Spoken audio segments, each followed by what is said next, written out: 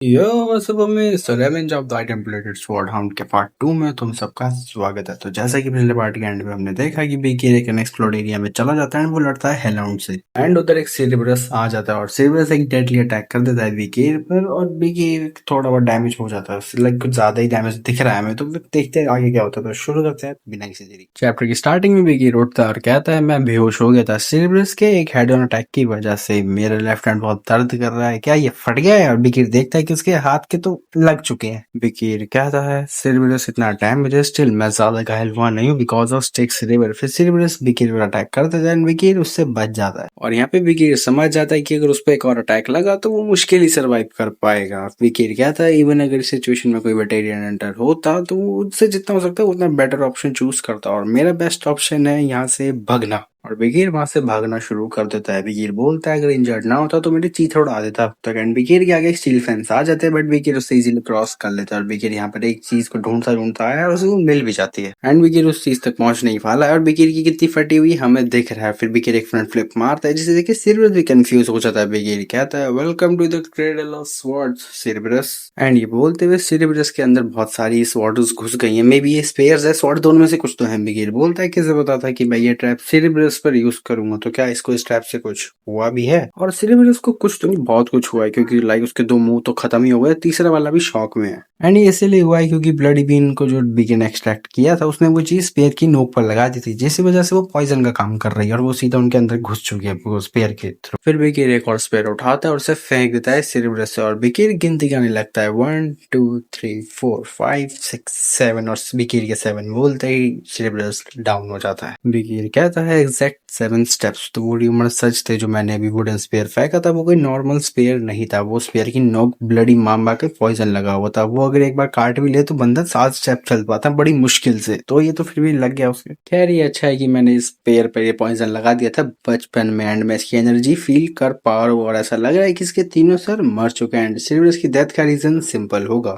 जिस नाइट ने मुझे स्पेयर को नुकीला करते हुए देखा था वो मेरे पक्ष में ही गवाही देगा, बट यहाँ से जाने से पहले मुझे एक जरूरी काम है जो मुझे करना है। बीकीर मन में कहता है सिरबरस एक गेट कीपर टाइप मॉन्स्टर है जिसे आदत है अपनी टेरिटरी को प्रोटेक्ट करने की, तो यहाँ पर कोई ना कोई डेफिनेटली डंजन तो होगा ही जो ये डिफेंड कर रहा था। डंजन एक ऐसा स्ट्रेंज स्पेस है जिसके अंदर ट्रेजर होता है और कभी कभी इसके अंदर कुछ स्ट्रॉन्ग डिमोनिक क्रिएचर्स भी रहते हैं। बट अब गेट कीपर तो मर चुका है तो प्रोबेबली अंदर कोई मॉन्स्टर नहीं होगा। बट अगर मैं अपने आप को सिरबरस की सेंट से कवर कर लूँ तो मैं अगर अंदर मॉन्स्टर हुआ तो मैं उसे अवॉइड कर पाऊंगा। बीकीर कुछ तो अपनी बॉडी पर लगा लेता है, मे बी जहाँ पर सिरबरस मरा था उस जगह की मिट्टी है, ये वो नहीं है जो तुम लोग सोच रहे हो। और थोड़ी देर बाद बीकीर डंजन के बाहर आ जाता है। बीकीर कहता है ये वही डंजन है जिसके अंदर सिरबरस था और मुझे याद है मेरे रिग्रेस होने से पहले ये डंजन कोई ढूंढ लेता बेटा आज से 10 साल बाद, बट तब तो वो खाली था लेकिन अब ऐसा नहीं है। एंड ये डंजन कवर है डीके की स्मेल से, मैं स्मेल कर पा रहा हूँ माना के सेंट को। मैं तो शौक हुई इसके अंदर अब तो कोई आया ही नहीं है और बीकीर अंदर चला जाता है। बीकीर जाते जाते कहता है मैं देखना चाहता हूँ कि इस डंजन के अंदर कौन सा ट्रेजर मेरा वेट कर रहा है। और बीकीर काफी अंदर चला जाता है टनल के और उसे एक लाइट दिखती है जो टनल के अंदर से ही आ रही है और वो कुछ ज्यादा ही तेज है जिसकी वजह से वो आगे देख भी नहीं पा रहा। एंड बीकीर फाइनली टनल के अंदर आ जाता है और उसे एक रेड कलर का कुछ ही रूबी टाइप दिखता है। बीकीर कहता है ये शायद इस रोशनी की वजह से उधर तक रोशनी आ रही थी। एंड बीकीर एक चीज देखता है जो मैंने तो एक्सपेक्ट नहीं करी थी। बीकीर देखता है कि इधर एक स्केलेटन पड़ा हुआ है। बीकीर कहता है मेरे से पहले यहाँ पर कोई आया था क्या? एंड इसकी इंजर्स को देख के लग रहा है कि इसको बहुत बुरा मारा है नाइफ से, इसका ब्लड भी ब्राउन पड़ गया, तो मतलब ये काफी टाइम पहले हुआ। और बीकीर को एक लेटर मिलता है एंड उस लेटर में बहुत कुछ लिखा हुआ है, तो मैं उसमें से सिर्फ मेन चीज ही बताने वाला हूँ। लेटर वाला बंदा कहता है अभी मेरा नाम क्या है वो इतना जरूरी नहीं है, तो तुम अभी मुझे कुछ भी बोल सकते हो। तो मैं अपने आप को वैग्यू नेम केन्स बुलाऊंगा। विकेट इसकी हैंड राइटिंग देख के कहता है कि ये बैनमैनशिप तो बास्केटबॉल क्लैन की जनरेशन में आगे बढ़ाई जाती है, तो क्या ये बास्केटबॉल क्लैन का ही लौंडा था? केन बोलता है मैं ये इसलिए रिकॉर्ड कर रहा हूँ ताकि जो गलतियां मैंने करी और कोई ना करे। तो मेरे घर वाले कहते थे कि ये जगह एक एंशिएंट डंजन है, तो मेरा भाई एबल और मैं यहाँ आ गए और हमें बहुत सारी मुश्किलें आई जब हमने इस डंजन में रेड की एंड हमने बहुत सारे मिराइट्स मॉन्स्टर्स मारते मारते फाइनली यहाँ पहुंच तो गए। बट जो स्टोन चैम्बर में एक रिडल है उसने हमें यहाँ पूरे 3 साल तक फंसा के रखा। बिगिर बोलता होता है 3 साल। पक्का ये दोनों पूरे लालच से भरे हुए थे और ये जिसकी बात कर रहा है अल्टीमेट रिडल, उसका आंसर भी यही कहीं होगा। और वो रिडल ये है कि what entered was once but within us became two only as one में दे लीव, जिसका मतलब जो अंदर आया था वो था एक ही, बट अंदर आते ही वो दो हो गया। तो उन दोनों चीजों में से एक ही बाहर जा सकता है। केन कहता है ये जो रिडल मेरे और मेरे भाई के बीच थी, इसकी वजह से मैं एक कंक्लूजन पर आया। हम दोनों भाई ट्विंस थे जब अपनी मदर के वॉर्म में थे, लेकिन जब हम पैदा हुए हमारी सोल को स्प्लिट कर दिया गया था, जिसका मतलब कि अब हमें से एक ही बार जा पाएगा। और ये दोनों भाई आपस में भिड़ जाते हैं। जो बंदा ये लेटर लिख रहा है यानी केन, वो मार देता है अपने भाई एबल को एक काफी इंटेंस बैटल के बाद। स्टिल कुछ नहीं मिलता उसे।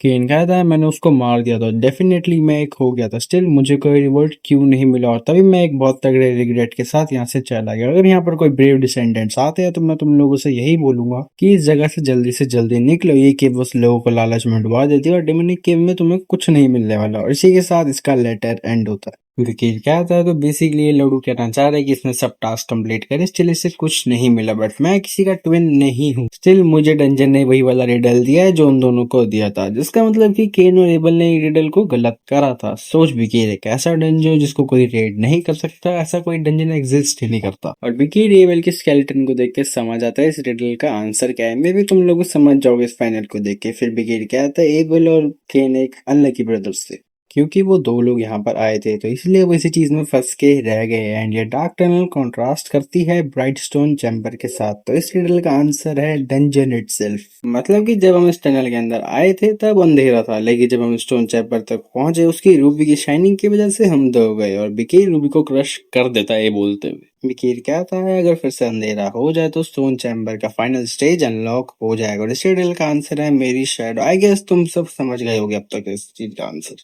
और जहां रूबी टूटा हुआ था वहां एक स्वॉर्ड आ जाती है। नॉट गोना लाई, स्वॉर्ड बहुत सेक्सी लग रही है, थोड़ी बहुत एक से मिलती जुलती भी है। फिर जहां वो स्वॉर्ड पड़ी होती है उसके नीचे लिखा होता है कि सिर्फ बास्केटबॉल क्लैन की ब्लड लाइन वाले लोग ही बिल्सबर्ग को बाहर निकाल सकते हैं। विकीर मन में कहता है मुझे याद है मैंने एक इलस्ट्रेशन देखी थी एक माइथोलॉजी की बुक में अपनी पास्ट लाइफ में। तो यहाँ से वो हम पास्ट देखेंगे स्वॉर्ड का। विकीर कहता है एंशिएंट मिथ्स के टाइम कुछ ग्रेट डीमंस ने अटैक किया था दुनिया में जो आज तक नहीं हुआ था। वो टोटल 7 कैलामिटीज थी।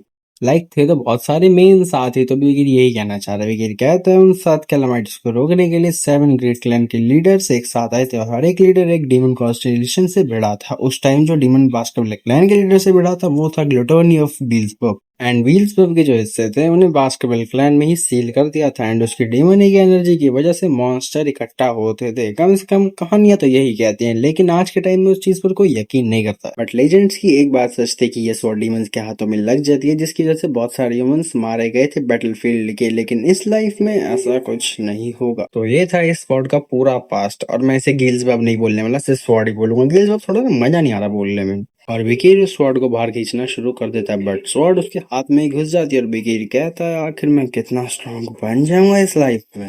पर तभी विकीर को कुछ अजीब फील होता है। विकीर कहता है क्या ये डेजीनेस है? नहीं, क्या ये स्वॉर्ड मुझे कह रही है इसे कुछ खिला दूं? एंड विकीर उस डंजन के बाहर आ जाता है और स्वॉर्ड विकीर की किसी तरफ तो इशारा कर रही है। विकीर बोलता है क्या मुझे ये बता रही है कि उधर कुछ खाने को? एंड वो स्वॉर्ड विकीर को उसी हेलहाउंड की तरफ लेके आ जाती है जिसको थोड़ी देर पहले विकीर ने मारा था। और स्वॉर्ड उस हेलहाउंड की लाश में से ब्लड चूसने लगती है। विकीर बोलता है इन डेडली माउंटेन्स की ट्रीज और सूखी जमीन की वजह कहीं स्वॉर्ड की भूख तो नहीं? और स्वॉर्ड हेलहाउंड का चूस लेती है सारा ब्लड। एंड ये स्वॉर्ड कोई तो स्किल अनलॉक करती है, हेमोरेज हेलहाउंड।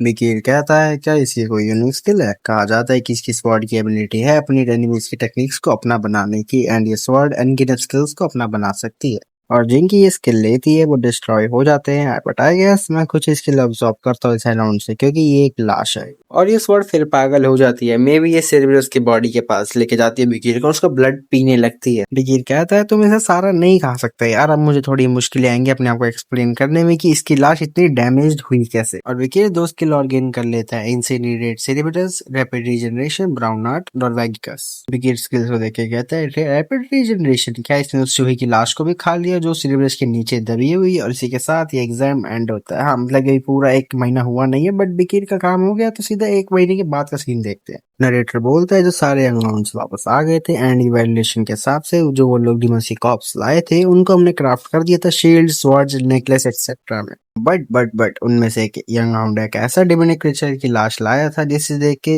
जितने भी बास्केटबॉल क्लैन के लोग थे उन सबकी फट गई थी। फेस ही नहीं ह्यूगो पर आता है। ह्यूगो कहता है किसने पकड़ा। बटलर बताता है पूरा कांड ये हुआ कैसे। ह्यूगो बोलता है क्या तू उसी सीरियस की बात कर रहा है जिसको फेस करने में हमारे गार्डियन नाइट्स को भी दिक्कत आई थी। बटलर बोलता है मुझे तो यही बोला गया था कि वो सिरिब्रस ऑलरेडी डैमेज था बारबेरियन ट्राइक की वजह से एंड उसे पॉइजन दे दिया था। ह्यूगो बोलता है ऐसा कौन सा स्ट्रॉन्ग पॉइजन आ गया जो एक सिरिब्रस को हरा दे और उस पर वो पॉइजन आया कहाँ से। बटलर बोलता है इतना कुछ रिकॉर्ड हुआ नहीं है हंटिंग लॉग में। मैंने उनसे पूछने की कोशिश की तो थी बट उन्होंने ये बोल के मना कर दिया कि वो थके हुए। बट टू बी ऑनेस्ट मैं खुद सरप्राइज था कि ये सोच के कि ऐसा टैलेंट वैन नाम से आएगा ना कि ला और ले से। ह्यूगो बोलता है तू मुझे सच में नहीं जानता। बटलर बोलता है पार्डन। ह्यूगो बोलता है मैं प्रीवियस लाइन के हेड से बहुत अलग हूँ। मैं जब एक हंटिंग डॉग को रेस करता हूँ तब मुझे कोई ब्लड लाइन से फर्क नहीं पड़ता। मुझे घंटा फर्क नहीं पड़ता कि वो टैलेंट एक रॉयल फैमिली में से आ रहा है या कहीं कहीं और से आ रहा है। बस मुझे परवाह है बस टैलेंट और डिटर्मिनेशन की। मैं ये कहना चाह रहा हूँ कि एक वीकलिंग भी तो एक अच्छी ब्लड लाइन से आ सकता है।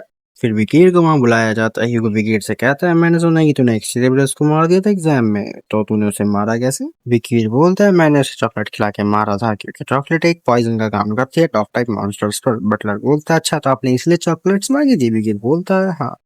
ह्यूगो बोलता है मैंने ये भी सुना है कि जब इन्होंने तेरे हैंड की स्पीशीज के बारे में पूछा था तब तूने इनको प्रॉपरली जवाब नहीं दिया था तो क्यों नहीं दिया था जल्दी बता। विकीर बोलता है क्योंकि ये बुड्ढा मेरा मास्टर थोड़ी ना है। ह्यूगो बोलता है तो कौन है तेरा मास्टर। विकीर कहता है सिंस मैं इस क्लैन का मेंबर हूँ तो मेरा क्लैन हेड ही मेरा मास्टर होगा। ह्यूगो बोलता है तो ठीक है जो भी तूने कांड करे अब तक जैसे डेमोनिक क्रीचर्स को अकेले मार दिया और एग्जाम में भी टॉप करा तो मैं तेरी एक विश ग्रांट करूंगा इन सब के बदले। विकीर मन में बोलता है मैं इस चीज का तो काफी टाइम से वेट कर रहा था अब मुझे जो चाहिए वो मैं ले पाऊंगा। विकीर बोलता है मेरी विश है कि मुझे 10,000 बुक लाइब्रेरी में जाना है। नरेटर बताता है कि 10,000 बुक लाइब्रेरी बहुत बड़ी लाइब्रेरी है जो बास्केटबॉल क्लैन के मेन कासल के डीपेस्ट पार्ट में है। ह्यूगो बोलता है 10,000 बुक्स लाइब्रेरी तो इस चीज से अवेयर है ना कि सिर्फ clan head vice clan head और मीना उसके मेंबर ही अलाउ हुआ उस लाइब्रेरी में जाने के लिए। बिगिर बोलता है अगर ये ऐसी चीजें जो अलाउड नहीं है तो मैं नहीं बोलूंगा आगे से। बिगिर मन में बोलता है यस मुझे वहां छुप के सही जाना होगा। बट ह्यूगो बोलता है तू अंदर जा सकता है और ये सुन के बिगिर शॉक में आ जाता है। ह्यूगो बोलता है मैं चाहता हूँ कि तू उस लाइब्रेरी में जाके बास्केटबॉल क्लैन स्पोर्ट्समैनशिप क्लैन के 6 फैंग को पढ़े जो रिस्ट्रिक्टेड एरिया में लोकेटेड है। बिगिर मन में बोलता है बास्केटबॉल क्लैन का स्पोर्ट्समैनशिप 6 फैंग क्या ये ह्यूगो अलाउ कर रहा है एक नाजायज बच्चे को उसकी एक 6 फैंग को पढ़ने के लिए। ऐसा कभी केस हुआ नहीं है कि एक नाजायज बच्चे को अलाउ करा 4th फैंग से ऊपर पढ़ने के लिए। स्टिल मुझे इतना खुश होने की जरूरत नहीं है क्योंकि ये अभी सिर्फ 6th फैंग ही है and currently Hugo 7th Fang पर है। मेरे रिग्रेस होने से पहले ह्यूगो 9th फैंग पर था। स्टिल मैं उस बेइज्जती को नहीं भूलूंगा जो मुझे एक नाजायज बच्चे के रूप में मिली थी एंड इस जिंदगी में मैं सरपास कर दूंगा इस ह्यूगो को बिकॉज अब मैं उस स्पोर्ट्समैनशिप के स्क्रिप्चर को पालूंगा जिसके अंदर प्योर एसेंस है बास्केटबॉल क्लैन के। मेरी पिछली जिंदगी में वो बाद में मिलती है एंड वो लिखी थी बास्केटबॉल क्लैन के फर्स्ट हेड ने जिसने 7 कैलामिटीज को मारा था। इसने 7 में से एक नहीं बोला इसने 7 ही बोला है बट इसने 7 को मार कैसे दिया तो भाई बाकी के 6 लीडर्स क्या कर रहे थे। मे बी यार ट्रांसलेशन की कोई दिक्कत वगैरह हो गई होगी तो मैं शायद इसको सीरियस लेने की जरूरत नहीं है। बिगिर मन में बोलता है तो वो स्क्रिप्चर मुझे कौन दे रहा है वो है ह्यूगो बास्केटबॉल। तू है वो जो मुझे देगा और तुझे पता भी नहीं है उस चीज की वैल्यू जो तू मुझे दे रहा है।